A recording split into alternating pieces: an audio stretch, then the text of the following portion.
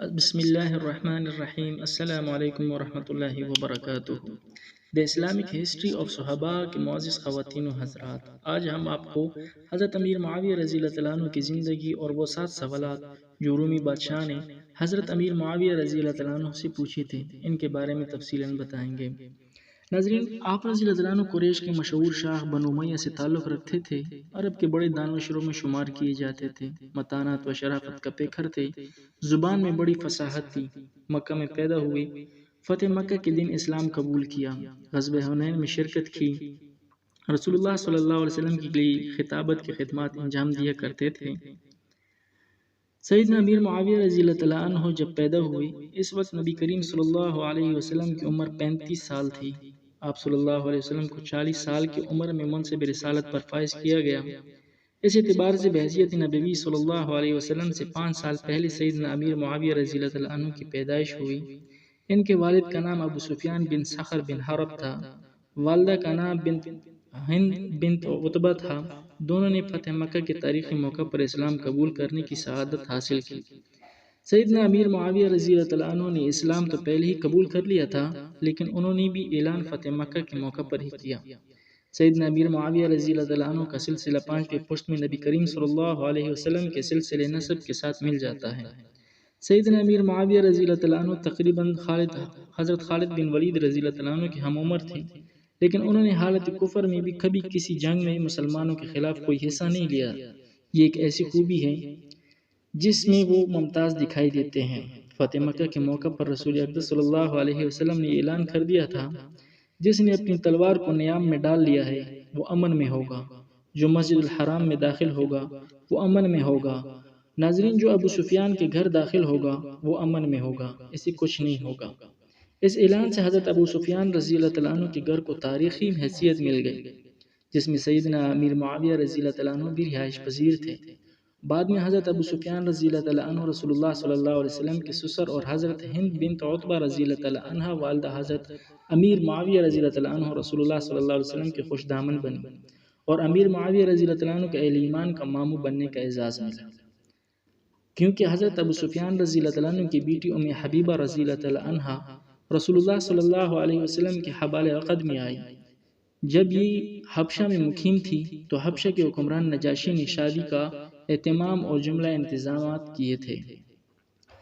ناظرین، رسول اللہ صلی اللہ علیہ وسلم نے جب بنو حوازن کے مقابلے کے لیے 12,000 افراد پر مشتمل لشکر تیار کیا تو اس میں حضرت ابو سفیان رضی اللہ عنہ اپنے دونوں بیٹوں حضرت یزید بن ابی سفیان رضی اللہ عنہ اور حضرت امیر معاویہ بن ابی سفیان رضی اللہ عنہ کے ہمراہ شامل ہوئے۔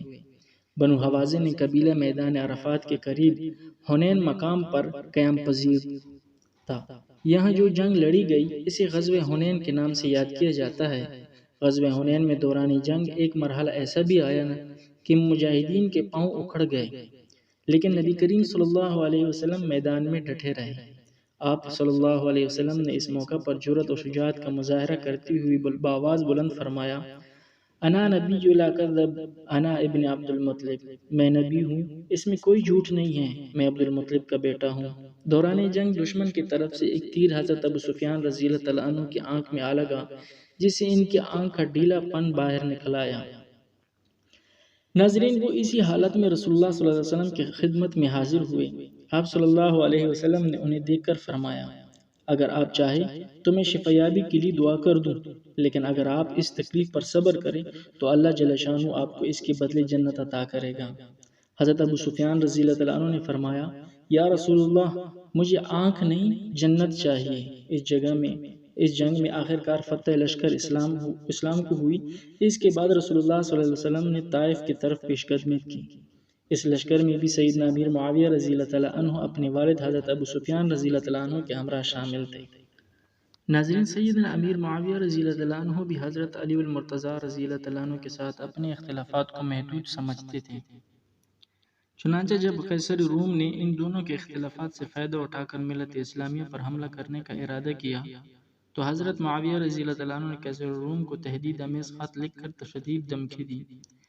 آپ رضی اللہ عنہ نے تحریر کیا، اے ملعون، خدا کی قسم اگر تو باز نہ آیا اور اپنے علاقے کو واپس نہ گیا تو میں اور میرا چچا زاد بھائی علی رضی اللہ تعالیٰ عنہ آپس میں تیرے خلاف صلح کر لیں گے اور تجھے تیرے تمام شہروں سے نکال دیں گے اور زمین کو باوجود اس کی کہ وسط کے تجھ پر تنگ کر دیں گے۔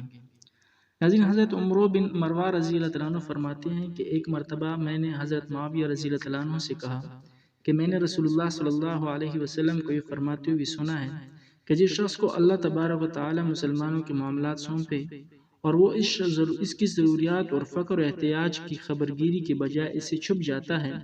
یہ سن کر حضرت معاویہ رضی اللہ تعالیٰ عنہ نے لوگوں کی ضروریات کی خبرگیری کے لیے ایک آدمی مقرر کر دیا۔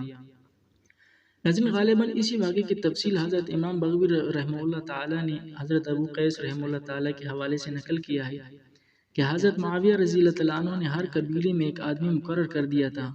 چنانچہ ہمارے قبیلے میں ابو یحییٰ نامی ایک شخص ہر روز صبح کے وقت تمام مقامات پر گھومتا اور منادی کرتا کہ کیا آج رات تمہارے یہاں کوئی پیدا ہوا ہے؟ کیا آج رات کوئی حادثہ پیش آیا ہے؟ کیا کوئی نیا شخص قبیلے میں داخل ہوا ہے؟ اس کے جواب میں لوگ آ کر بتاتے کہ فلاں شخص یمن سے بیوی بچوں سمیت آ گیا ہے۔ جب یہ شخص پوری قبیلے سے فارغ ہو جاتا تو دیوان بیت المال میں جاتا اور ان تمام نئے لوگوں کے نام دیوان میں درج کرا دیتا۔ ناظرین، حضرت دینوری رحمہ اللہ تعالیٰ نے مجالس میں ایک قصہ نقل کیا ہے اور ابو عمر بن عبد البر نے تمہید میں نقل کیا ہے جو حضرت ابن عباس رضی اللہ تعالیٰ عنہ سے منقول ہے کہ روم کے بادشاہ نے حضرت امیر معاویہ رضی اللہ تعالیٰ عنہ کے پاس ایک خط لکھا جس میں درج ذیل سوالات پوچھے۔ ناظرین، پہلا سوال یہ پوچھا کہ افضل الکلام کون سا ہے اور اس کے بعد دوسرا، تیسرا، چوتھا اور پانچواں کون سا ہے، اور دوسرے نمبر پہ سوال پوچھا اللہ تعالیٰ کے نزدیک بزرگ ترین بندہ کون ہے اور بزرگ ترین بندی کون ہے۔ ناظرین، تیسرے نمبر پہ سوال پوچھا وہ چار نفوس کون ہیں جو ہے تو ذی روح لیکن انہوں نے اپنی ماؤں کے پیٹ میں پیر نہیں پھیلائے۔ ناظرین، چوتھا سوال وہ کون سی قبر ہے جو صاحب قبر کو لیے چلتی پھرتی رہی ہے۔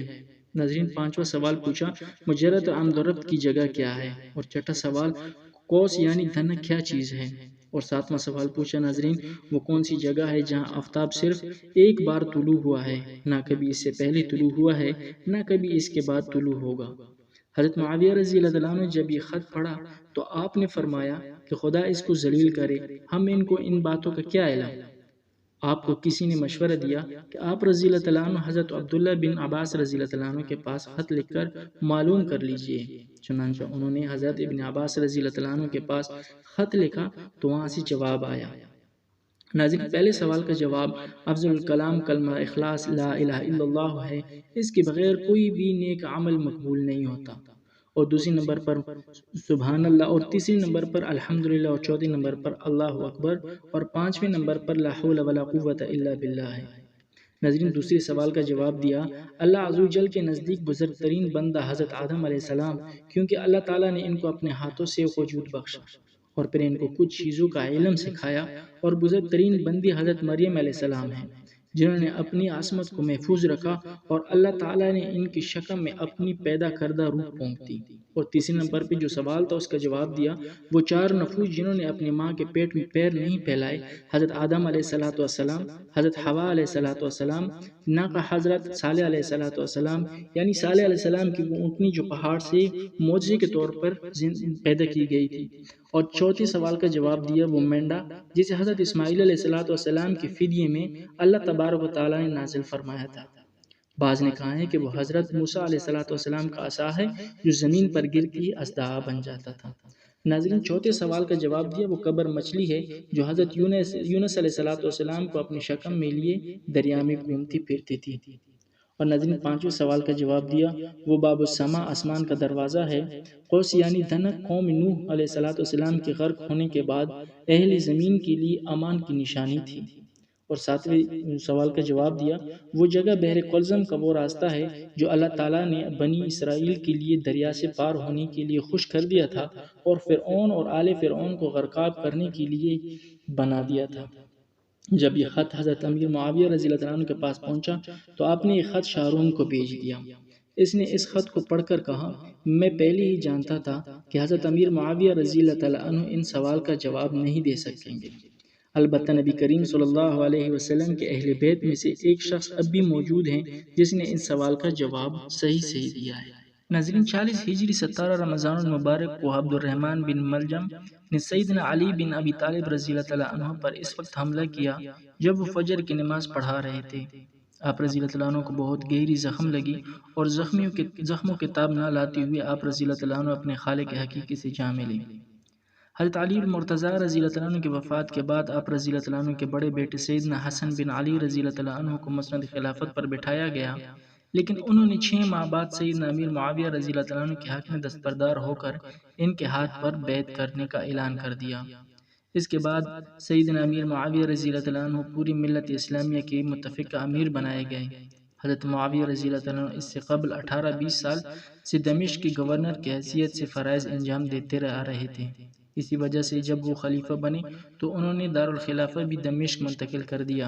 امیر معاویہ رضی اللہ تعالیٰ عنہ کے دور حکومت میں بہت سی فتوحات ہوئی۔ مصر اور دوسری افریقی ممالک حضرت عمرو بن عاص رضی اللہ تعالیٰ عنہ نے فتح کر کے اسلامی سلطنت میں شامل کر دیے۔